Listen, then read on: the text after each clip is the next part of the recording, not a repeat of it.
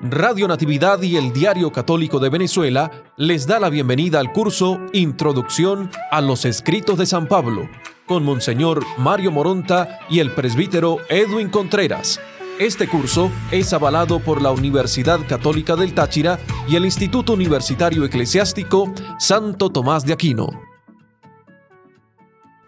De nuevo con ustedes aquí en este caminar en la aventura de los escritos de San Pablo. Estamos con la ayuda de Dios y la protección de la Virgen María, pues aprendiendo algo de San Pablo, y estamos en este momento estudiando un poco lo que se refiere a la conversión de San Pablo.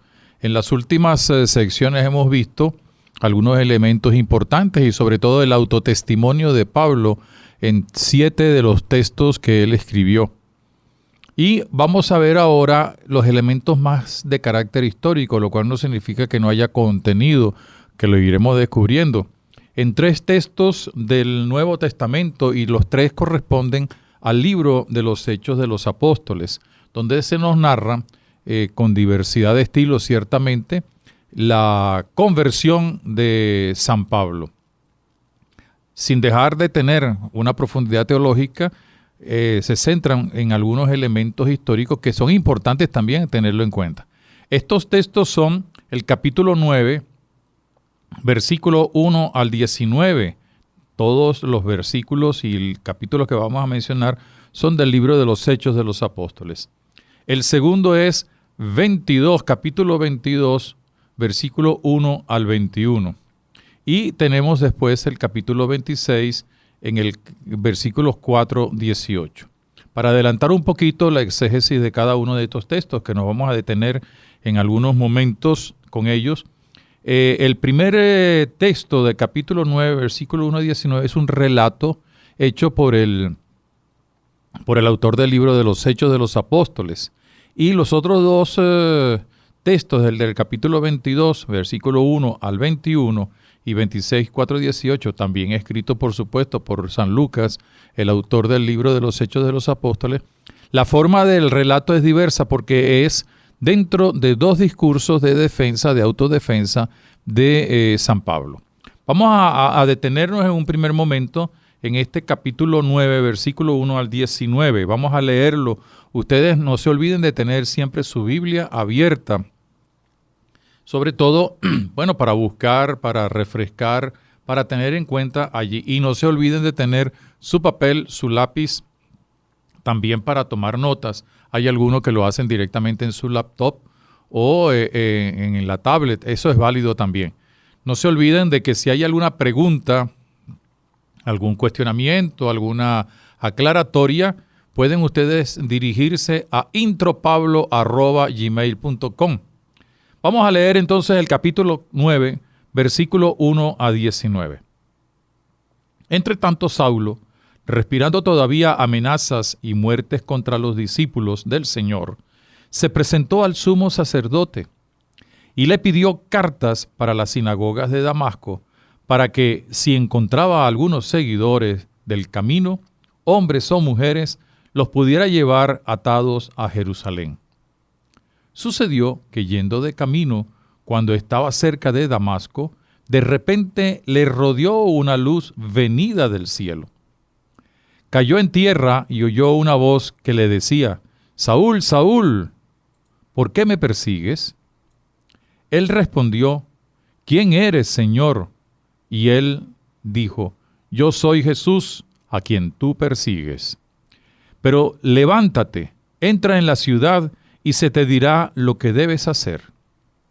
Los hombres que iban con él se habían detenido mudos de espanto. Oían la voz, pero no veían a nadie. Saulo se levantó del suelo y aunque tenía los ojos abiertos, no veía nada. Lo llevaron de la mano y le hicieron entrar en Damasco. Pasó 3 días sin ver, sin comer y sin beber. Había en Damasco un discípulo llamado Ananías. El Señor le dijo en una visión: «Ananías». Y él respondió: «Aquí estoy, Señor». Y el Señor le dijo: «Levántate y vete a la calle recta y pregunta en casa de Judas por uno de Tarso llamado Saulo. Mira, está en oración. Y ha visto que un hombre llamado Ananías entraba y le imponía las manos para devolverle la vista. Respondió Ananías: Señor, he oído a muchos hablar de ese hombre y de los muchos males que ha causado a tus santos en Jerusalén, y que está aquí con poderes de los sumos sacerdotes para apresar a todos los que invocan tu nombre. El Señor le contestó: Vete, pues este es para mí un instrumento de elección que lleve mi nombre ante los gentiles, los reyes y los hijos de Israel. Ya le mostraré todo lo que tendrá que padecer por mi nombre. Fue Ananías, entró en la casa, le impuso las manos y le dijo: Saúl, hermano, me ha enviado a ti el Señor Jesús, el que se te apareció en el camino por donde venías, para que recobres la vista y seas lleno del Espíritu Santo. Al instante cayeron de sus ojos unas como escamas y recobró la vista. Se levantó y fue bautizado. Tomó alimento y recobró las fuerzas. Estuvo algunos días con los discípulos en Damasco. Palabra de Dios. La primera noticia histórica que tenemos como tal de la conversión de Pablo es un relato cuyos protagonistas principales son Saulo o Pablo y Jesús. Lucas introduce el relato aludiendo a la decisión de Pablo de ir a perseguir a los cristianos.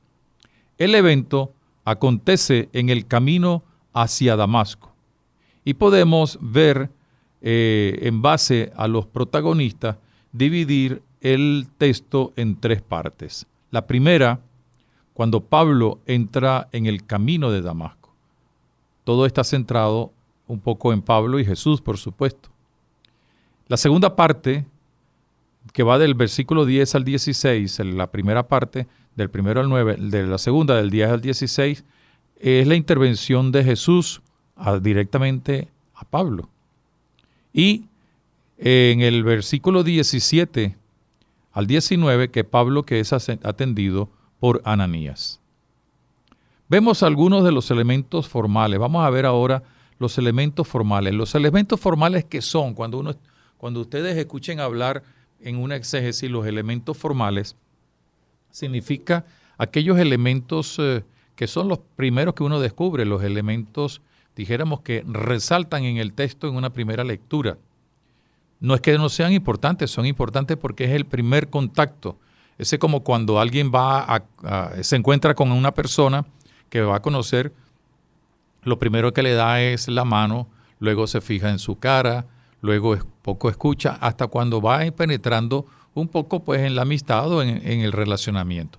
Lo mismo sucede cuando uno tiene un texto, pues tenemos una serie de elementos formales. Y esos elementos formales generalmente son, en primer lugar, los protagonistas, los que son mencionados allí. Hay protagonistas de primer orden, de segundo orden, y luego pues las otras personas que no es que sean de relleno, sino que tienen alguna importancia porque ayudan al desarrollo del texto, sobre todo si es un texto histórico. Luego tenemos también los elementos espaciales, el lugar o los lugares que se mencionan en el texto, porque algunos de ellos pueden tener una importancia, como lo vamos a ver en este relato. Y también el espacio, el tiempo, en algunos textos es importante.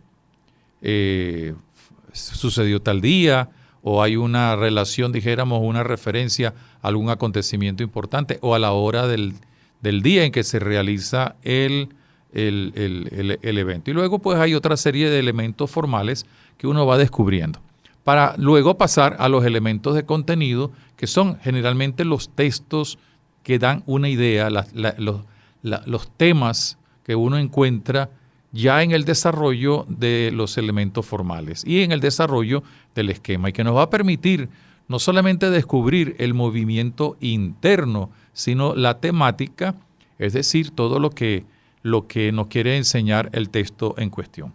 Vamos a detenernos entonces en primer lugar en los elementos formales. Y el primero de esos elementos lo constituyen los protagonistas. ¿Quiénes son los protagonistas? Los vamos a mencionar, después vamos a ver cuáles son más importantes que otros. Hay dos protagonistas importantes en este texto que son clave. Hay un tercero también muy importante que juega un papel intermedio entre los dos principales protagonistas. Los dos principales, pues, Jesucristo, ciertamente, a quien Pablo está persiguiendo. Y Pablo, que es el protagonista, podríamos decir que es el número uno, no porque Cristo no sea más importante, ciertamente es el central, pero es el número uno porque se está hablando de su conversión. Porque aparece toda la narración que tenemos está dirigida a Pablo, ciertamente que con una referencia importantísima. Una cosa es el número uno y otra cosa es el central, desde el punto de vista formal, ¿no? No vamos a discutir aquí, por supuesto, que Jesucristo es el más importante. Y es el otro protagonista principal. Estos dos constituyen, después junto con Ananías, como lo vamos a mencionar, el trío o la tríada que van a darle un poquito, dijéramos, la vida a la narración. Tenemos el sumo sacerdote, quien le daría el permiso para la persecución a Pablo. Luego se menciona que son sumos sacerdotes en plural. Los discípulos a quien él iba a apresar, haciendo referencia pues que también él los perseguía allá en Jerusalén. Los hombres que le acompañaban, es decir, sus compañeros de camino, y que no pudieron escuchar nada. Ellos vieron el resplandor de la luz, pero no pudieron escuchar nada de lo que le aconteció a Pablo. Ananías, que ya lo mencionamos, junto con Pablo y Jesucristo, es la tríada, las tres personas que le dan un poco de vida, si podemos hablar en esos términos, a la narración. Judas, que apenas he mencionado, no sabemos quién es, pero sí que es el dueño de la casa donde se encontraba Pablo. Y probablemente, muy probablemente, podemos deducirlo, que sería uno de los cristianos convertidos, un judío cristiano, porque Ananías llegó fácilmente, de acuerdo a la indicación que le dio el Señor, a su casa que estaba situada en la calle recta, o el vicus rectus, como se suele decir en latín. Están los discípulos de Damasco y también, no menos importante, aunque apenas mencionado en la tercera parte, el Espíritu Santo que Pablo va a recibir por la imposición de manos de Ananías. ¿Cuáles son los elementos espaciales, es decir, los lugares que se mencionan? Primero Jerusalén, desde donde sale Pablo. Damasco, que es el lugar hacia donde iba Pablo y donde se encontrará cuando Ananías le impone las manos. El camino hacia Damasco. Una cosa que llama la atención, fíjense que el evento de la conversión no se da en Damasco, sino en el camino hacia Damasco. Eso tiene también su piquete, vamos a hablar así, desde el punto de vista del narrador, del que relata. Ya lo vamos a ir descubriendo. La casa de Judas, que apenas se menciona su nombre, pero que es el lugar donde se encontrará Pablo con Ananías y donde se va a producir, bueno, ya no la conversión, sino la transformación, es decir, la consecuencia de la conversión, y que está situada, como ya lo indicamos, en el vicus rectus. Luego tenemos algunos elementos temporales. Fíjense que no aparece la fecha. Eso llama la atención, no aparece la fecha exacta de la persecución. Algunos la sitúan en un determinado año, cerca del 37 más o menos, pero por deducciones, pero no hay no se dice ni siquiera el mes ni la época del año. Sin embargo, sí aparece una referencia bien interesante, y es que fue al mediodía. Y al mediodía significa pues de que no fue un sueño que tuvo porque había dormido mal, sino una experiencia de vida en pleno día, se queda ciego para recobrar después la luz. 3 días, fíjense que el texto habla de 3 días pasó en casa de Judas sin ver ni comer. Y luego pasó varios días en Damasco con los discípulos, pero no hay, dijéramos, no es que no haya importancia, sino que la mención desde el punto de vista temporal tiene una significación muy particular, como la vamos a ver a continuación. Hay otros elementos formales que, bueno, hay que tener en consideración. Características: respiraba amenazas y muerte contra los discípulos, tanto en Jerusalén como a todos aquellos en cualquier parte.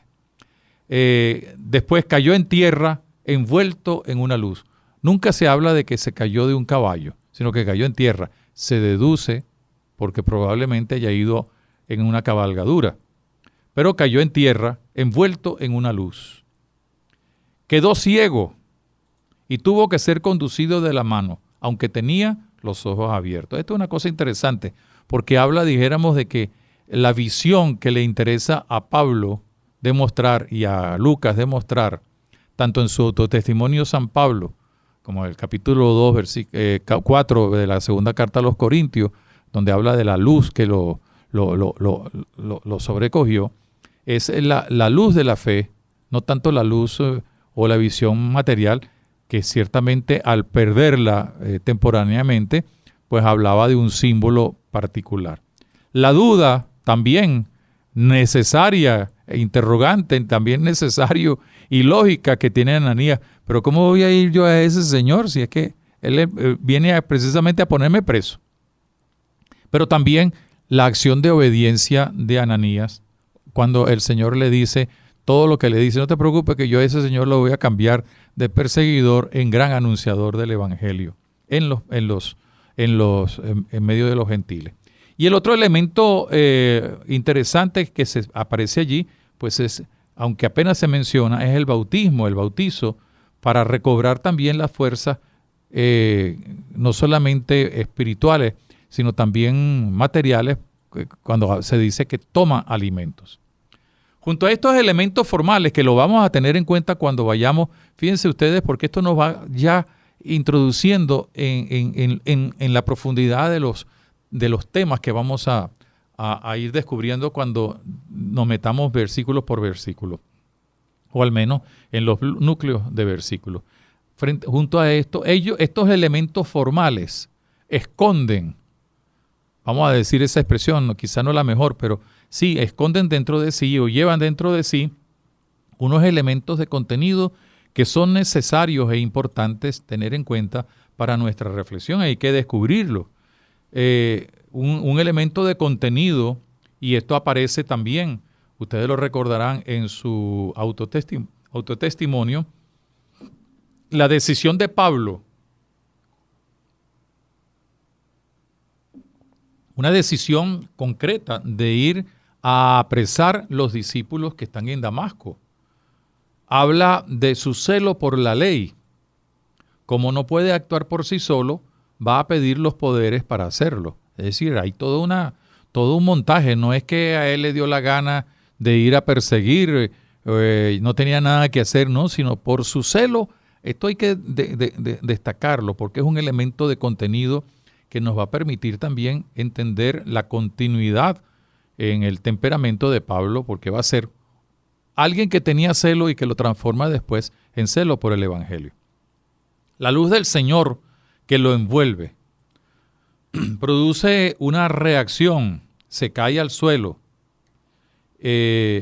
y queda deslumbrado, es decir, encandilado. Aún con los ojos abiertos no ve nada y debe ser conducido, como ya lo mencionamos, de la mano hacia la casa de Judas en Damasco.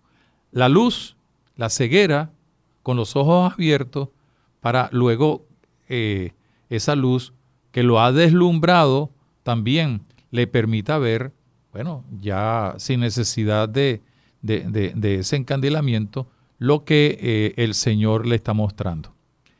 También hay un elemento de contenido muy importante. de la acción e intrepidez, perdón, de la arrogancia e intrepidez de su acción, pasa a la humildad de su nueva situación. Queda ciego, como le dice el Señor a Ananías, entra en una dinámica de oración y de cambio. O sea, la arrogancia, la intrepidez de su acción pasa a la acción de sencillez, de humildad. Por eso incluso posteriormente en sus cartas él va a hablar mucho de la humildad del Señor, que fue la que lo convirtió a él. También hay un elemento que ya lo mencionamos, pero que tiene también toda una connotación, dijéramos, de contenido. 3 días pasa sin comer. 3 días. 3 días pasó Jesús en la oscuridad. 3 días después de haber muerto, resucita. 3 días después de haber sido sumergido en la muerte de la oscuridad, Jesús resucita con la luz nueva a Pablo. Fíjese que todos los elementos sirven para explicar todo lo que es el cambio radical en el caso de Pablo, y por eso es importante, junto con los elementos formales, los elementos de contenido, ir descubriendo lo que verdaderamente el texto nos va diciendo. Otro elemento importante de contenido es el diálogo de Jesús. Jesús dialoga. ¿Con quién? Primero con Pablo, y le reclama por qué lo persigue.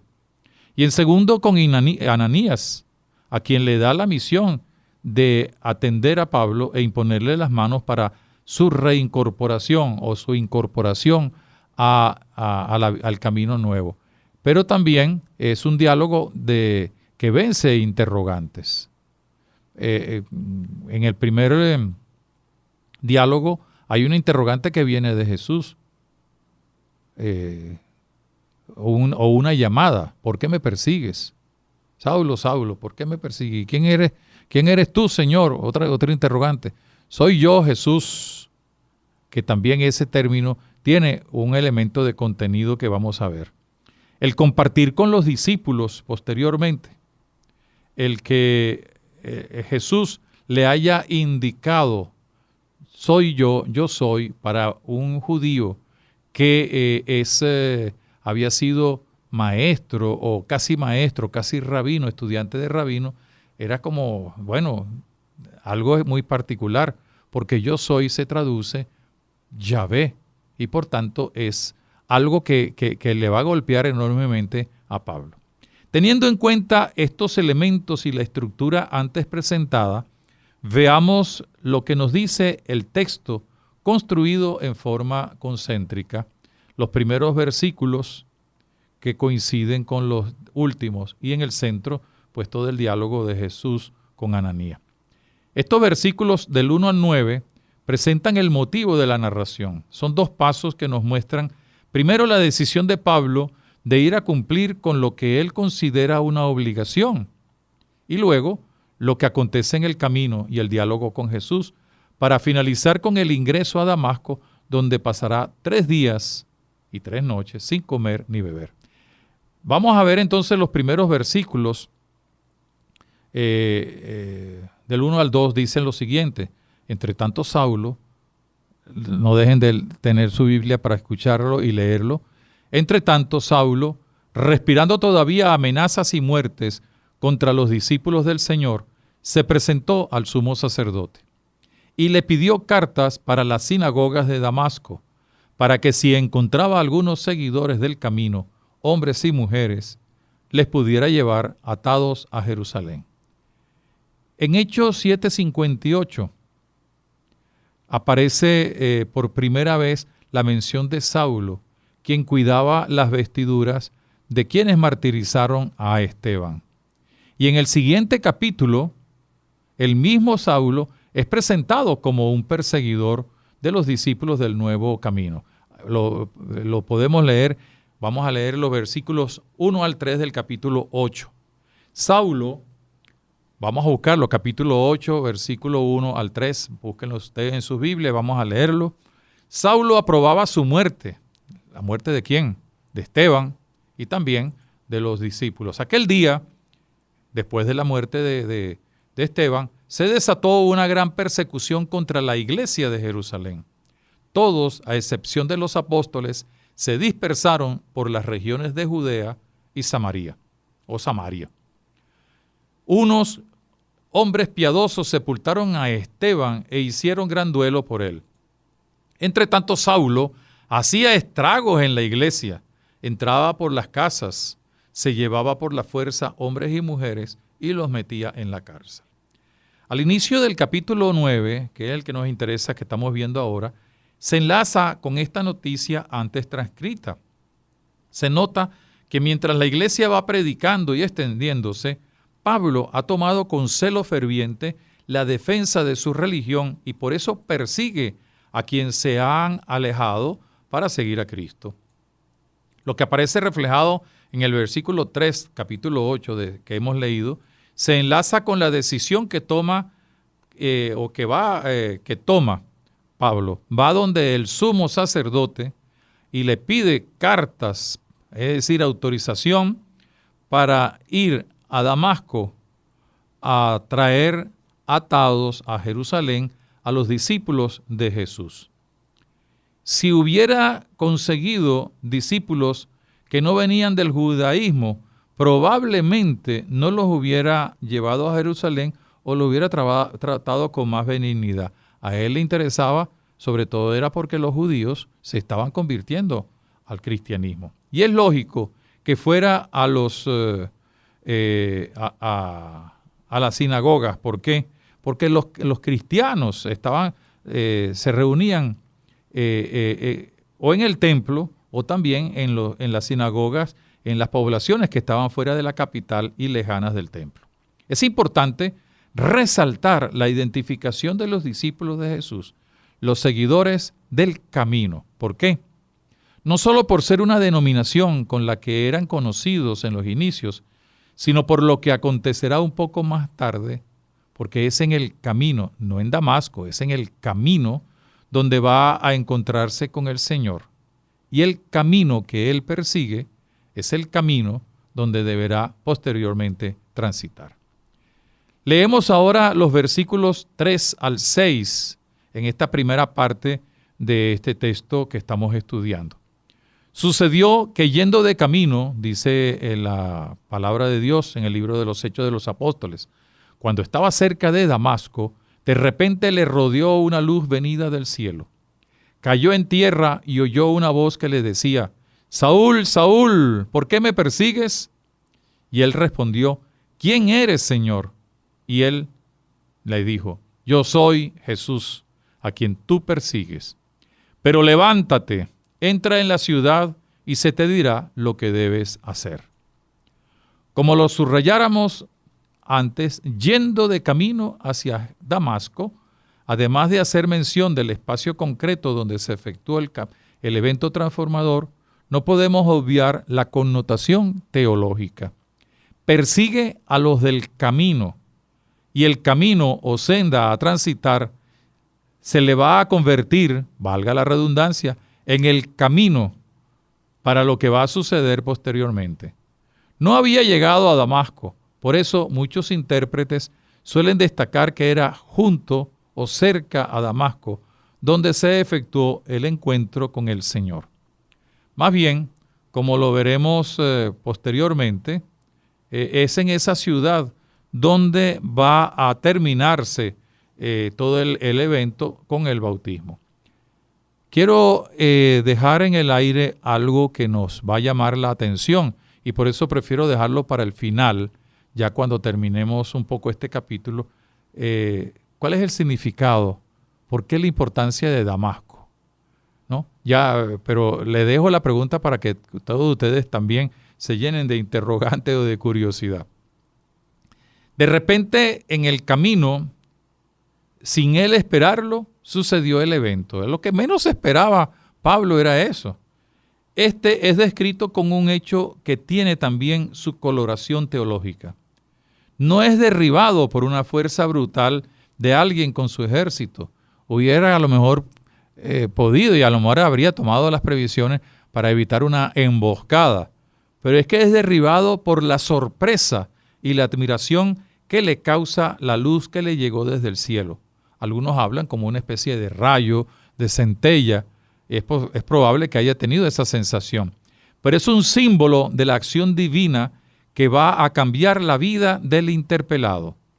El símbolo de la luz es determinante. Bíblicamente apunta a la salvación, pero en el Génesis hace referencia directa a lo nuevo, a la creación. Desde la nada, Dios hace brotar la luz y con ella la vida y todo lo creado. Es el mismo efecto que producirá en Pablo, desde su oscuridad, pasando por su ceguera, va a resurgir el resplandor de una nueva condición. En este símbolo de la luz hay que destacar los siguientes elementos a la hora de una formulación teológica del acontecimiento de su conversión. Pablo empleará posteriormente en algunos de sus escritos el símbolo de la luz, como ya lo vimos anteriormente, por ejemplo en 2 Corintios 4:6, y que lo ve dentro de la perspectiva de la revelación. A la vez es una expresión de cambio radical, como lo podremos encontrar en Efesios 5:8, de un antes de oscuridad a un ahora de luz, gracias al bautismo. Es la luz de Cristo la que romperá esa oscuridad. La luz, por otra parte, en el contexto neotestamentario, se aplica a Jesús y más específicamente al resucitado. Quien se le aparece a Pablo es el resucitado, con todo el esplendor de su luz liberadora. Lo dejará ciego por un momento hasta cuando recobre la vista gracias a la misma luz mediante la imposición de las manos que le dará el Espíritu Santo por medio de Ananías. La caída tiene que ver con la fuerza de esa revelación. Hay una sorpresa, pero en todo caso es una sorpresa que apunta a la admiración y por ende a la fe. Esta va a llegar, la fe. La caída no es otra cosa sino el sentirse descubierto en una situación y condición que debe dejar. Lucas continúa y sigue el modelo de algunos relatos vocacionales. Podemos encontrar, por ejemplo, en el Génesis 46, en la llamada, la visión nocturna, cuando Dios llama a Jacob, Jacob, Jacob, y él responde, heme aquí.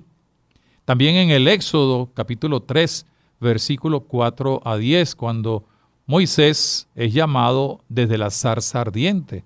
Moisés, Moisés, heme aquí, respondió él. Y en el capítulo 9 que estamos estudiando es Saúl, Saúl, el que es llamado. Fíjense que ustedes lean estos capítulos y se darán cuenta de que es un estilo de vocación que aparece y que es muy común. El paralelismo es innegable. Lucas es un literato conocedor de la escritura y de sus recursos literarios. Por eso no duda en exponerlos en este relato. Así destaca en primer lugar la iniciativa de Dios. Es quien llama a cada uno en condiciones diversas, ciertamente, pero a la vez con elementos comunes. Es Dios quien toma la iniciativa. Hay un vocativo, Saulo, Jacob, Moisés, ¿no? Samuel, en los diversos relatos de vocación. Cada uno es llamado por su propio nombre. Lo mismo sucede con Pablo, quien es llamado con su nombre original, Saúl, Saúl, o Saulo, Saulo. Se da un diálogo entre ambos, entre el que lo llama y el llamado. Y ante la llamada y pregunta que hace Pablo, Jesús responde directamente, yo soy Jesús a quien tú persigues. Jesús le dice que es el perseguido por Pablo. Hay un cambio de óptica. El autor va a la fuente de vida de quienes son perseguidos. Los que están en el camino son quienes siguen a Jesús. Y Lucas subraya que Pablo, a quien verdaderamente persigue, es a Jesús, no es tanto a la gente, a los discípulos.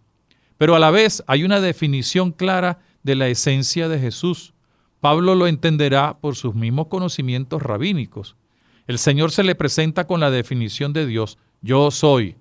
Por tanto, no hay escapatoria. La revelación le muestra directamente a Pablo que es a Dios mismo encarnado, el objeto de la persecución. Por eso en algún momento Pablo, al recordar esta revelación y acontecimiento, se presentará como blasfemo porque perseguía a Dios.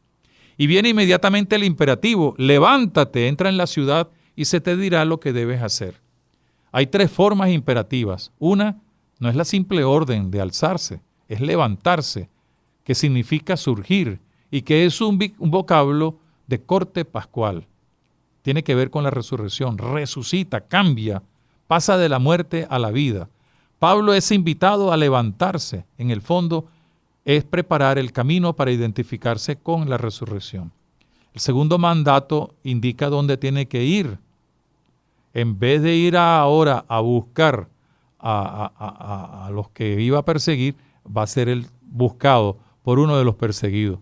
Y este último mandato va a tener también la forma de un efecto de la experiencia sensible de la revelación de Cristo. Ha quedado sin visión por haber visto el resplandor enceguecedor y por haber escuchado la voz transformadora. Luego tenemos versículos del 7 al 9. Los hombres que iban con él se habían detenido mudos de espanto, oían la voz, pero no veían a nadie. Saulo se levantó del suelo y aunque tenía los ojos abiertos, no veía nada. Lo llevaron de la mano y le hicieron entrar en Damasco. Pasó 3 días sin ver, sin comer y sin beber. Aquí, sencillamente, por razones de tiempo no me voy a detener, hay 2 cosas que son importantes. El hombre impetuoso tiene que ser llevado de la mano. Y pasó 3 días, que son el símbolo un poco de la resurrección. La segunda parte nos habla en 3 momentos en el que Jesús dirige la palabra a Ananías, versículo 10 al 12. Luego, un segundo momento, del 13 al 14, con las interrogantes de Ananías, y el tercer momento, del 15 al 16, con la indicación de la misión que recibirá Pablo. En la primera parte del capítulo 9, versículo 10 a 12, uno de los discípulos del camino, que estaba en Damasco, llamado Ananías, posiblemente uno de los quizás influyentes discípulos, y a lo mejor hasta el coordinador de ellos, es llamado por Jesús para ser enviado. Lucas emplea el estilo bíblico de visiones, como lo hizo con Zacarías, como lo hizo también con María, como lo hizo con otros, para llamarle la atención al que ha sido elegido. Y en estos versículos que hemos mencionado, desde su experiencia de literario con su formación y estilo bíblico, vuelve a hacer sentir, no solo con la visión, sino en la forma como se realiza, porque la respuesta de Ananías es la misma de todos aquellos que son llamados. Aquí estoy, Señor. Y viene pues el doble imperativo. Levántate, también surge, manifiéstate como el discípulo de la resurrección y ve a la casa de Judas, donde vas a encontrar allí a Pablo. Responde Pablo, en los versículos 13 y 14, su preocupación es normal, esta objeción, porque bueno, si me van a perseguir, me vienen a perseguir, ¿cómo es que voy a ir a atenderlo? Pero entonces en el versículo 15-16 le da la razón Jesús sobre Pablo. Vete, pues este es un instrumento de elección que lleva mi nombre ante los gentiles. Y ahí está marcando no solamente el por qué tiene que ir, sino lo que va a hacer, lo que va a vivir Pablo, que se convierte en un instrumento del mismo Señor, elegido por él, con una misión en medio de los gentiles, que es llevar su nombre y que también padecerá por ello. Y terminamos entonces en los últimos versículos, que es el tercer momento, versículos 17-19, que es el encuentro ya de Ananías, en el versículo 17, con Pablo. Saúl, hermano, aquí me ha enviado el Señor Jesús, quien se te apareció. El verbo aparecer significa revelarse, darse a conocer de parte de Dios. Jesús ha enviado a Ananías. Es el mismo que se le apareció en el camino, para que recobre la vista y sea lleno del Espíritu Santo. Y por tanto, consagrado por medio de Ananías, que debió haber tenido pues una autoridad, quizá no sacerdotal o apostólica, pero sí a lo mejor de importancia como representante a lo mejor de los apóstoles en Damasco. Inmediatamente en el versículo 18-19 se habla de la transformación, se le caen las escamas, recobra la vista, toma alimento y luego pasa pues algunos días en Damasco. Como ustedes ven, fíjense, aquí tenemos nosotros un capítulo lleno, inmensamente rico de significados. Después los vamos a retomar y en la próxima sección, para que la vayan preparando, vamos a estudiar o leer el capítulo 22 en el versículo 1 al 21 del libro de los Hechos de los Apóstoles. Estamos llegando al final de esta sección. No se olviden que si tienen ustedes alguna cuestión, alguna pregunta, alguna sugerencia, pueden acudir a intropablo@gmail.com y buscar cualquier información también en www.diocesidesancristobal.online, que con la intercesión de San Pablo, que nos debe llenar de entusiasmo a conocer su vida y particularmente también su conversión, nosotros podamos también ser como él, difusores de su nombre en todas partes. Que Dios nos bendiga. Hasta la próxima entrega. Curso Introducción a los Escritos de San Pablo. Acceda a todo el material de las lecciones en www.diocesidesancristobal.online. Para más información, escríbanos al correo electrónico intropablo@gmail.com.